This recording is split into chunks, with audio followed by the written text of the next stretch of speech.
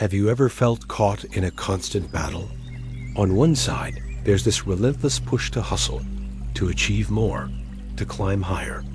On the other, there's a deep longing for peace, for rest, for a moment to just breathe. It feels like you have to choose one or the other, right? But what if there was another way? The Buddha spoke of a concept called the middle path. Imagine a string on an instrument. If it's too tight, it snaps under the pressure. If it's too loose, it can't make any music. The perfect note comes from a string that's just right, perfectly balanced. Our lives are a lot like that string. The middle path isn't about compromise or settling for mediocrity. It's about finding that sweet spot, that perfect tension between effort and ease, ambition and contentment. In our modern world, we often glorify the extreme. We see stories of people working 100-hour weeks, sacrificing sleep, health, and relationships for the sake of success.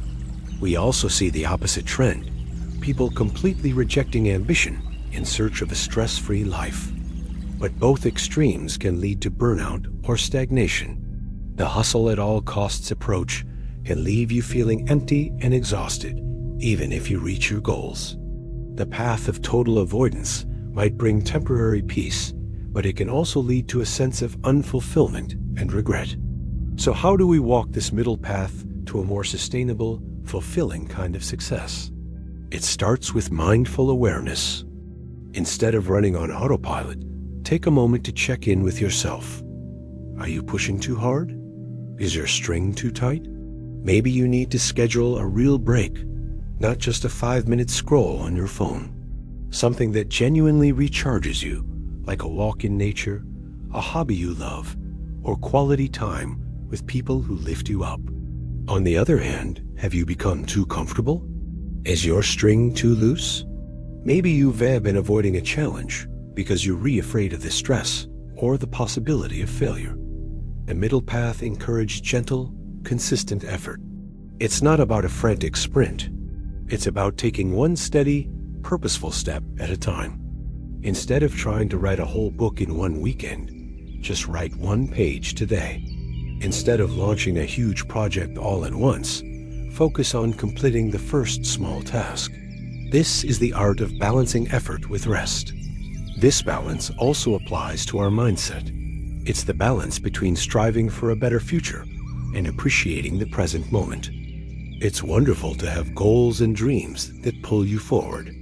They give you direction and purpose. But if you're always living in the future, you miss the beauty of the now. The middle path teaches us to work towards our goals with dedication, but to also find joy and gratitude in the journey itself. Celebrate the small wins. Acknowledge how far you've come.